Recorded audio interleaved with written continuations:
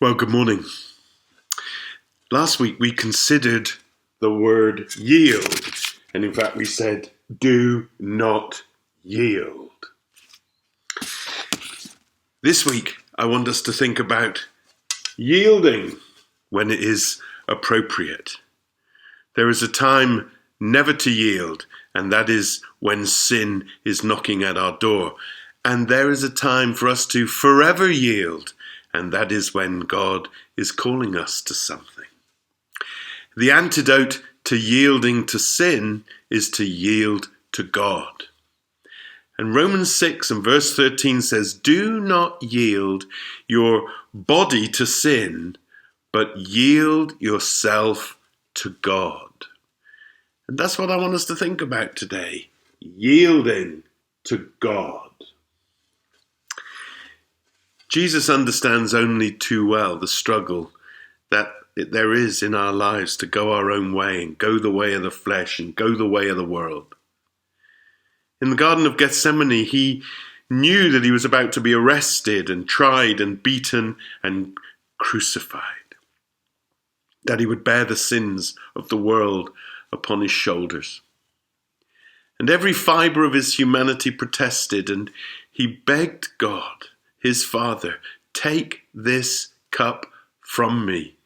Don't let this suffering come on me. Find another way. He didn't want to do it. Of course he didn't. But even so, he prayed, yet not my will, but thine be done. He didn't yield to his humanity and the desire to avoid his destiny. Instead, he yielded to the will of the Father to save the world through him. And thank God he did. What is your Gethsemane? What is your place of agony between your will and the Father's? 17th century French mystic Madame Guyon wrote that a great classic on prayer, just a little thing, it's worth buying online. You can get it for next to nothing, and it's inspiring. Her life was inspiring. She lived an abusive, loveless marriage. Her husband never allowed her to attend church, but she hid in God who nourished her. And she wrote this book on prayer, and in it she said, quote, abandonment is the key to the fathomless depths. Abandonment is the key to the spiritual life. Surrendering to God. Oswald Chambers wrote, abandonment is the key to the higher life. I think he was copying her. And it's by abandoning ourselves to God, by yielding to God, by submitting to his word and his will, that we surmount the heights with God. One thing to be saved, quite another to be surrendered. One thing to say yes to the salvation he offers, quite another to yield over our life at every point to him. It's easy to sing, I surrender all. It's much harder to live it. Jesus said to Peter at Gethsemane, the spirit is willing, but the flesh is weak. And there's always that struggle in our life while we're in these bodies, in this world, a struggle between the flesh and the spirit at some point, and that will be different for different ones of us. And God calls us to surrender to him, to yield to him those desires, those demands that war against his will.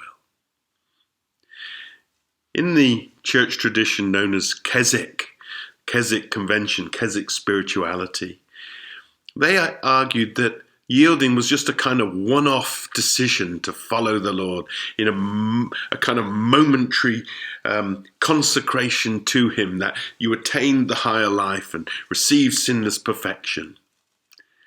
Except it's rubbish. That just ain't true. And every day we need to submit. Some of you remember that cartoon series. You're old enough, like me.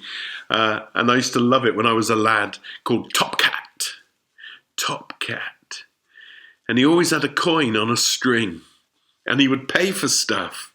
And he'd receive the goods. And then as he walked away, the coin would ping back into his waistcoat pocket. Often we're a bit like that. We yield.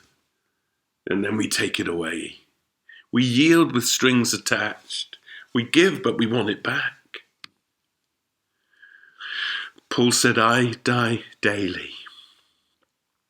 I wonder if what he's saying there is not that he suffers daily, but daily he chooses to yield in total surrender to his Father's will, against his flesh, his desire, the things he wants to do in the natural man.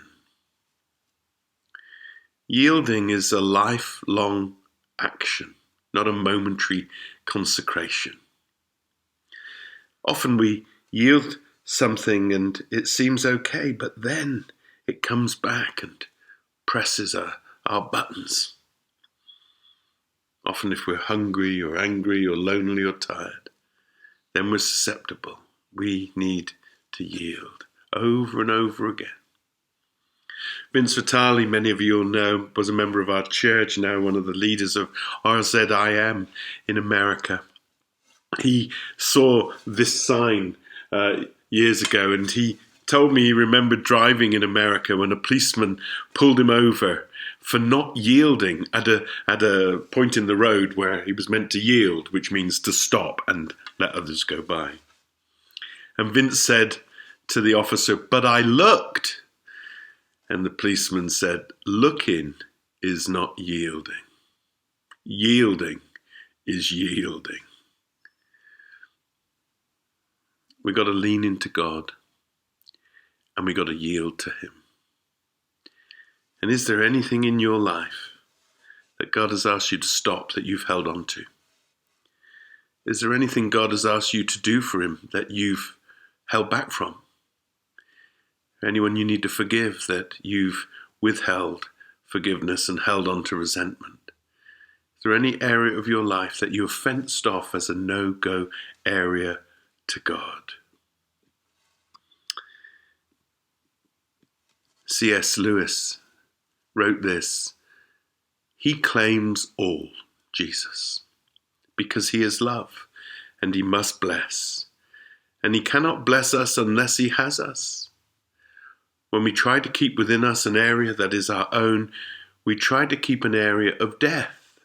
Therefore, in love," says Lewis, "he claims all. There is no bargaining with him." You've got to yield. You've got to yield.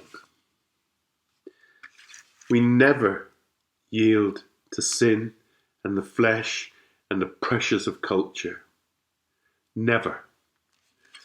But we ever yield to God, his word, his spirit, his call for our life.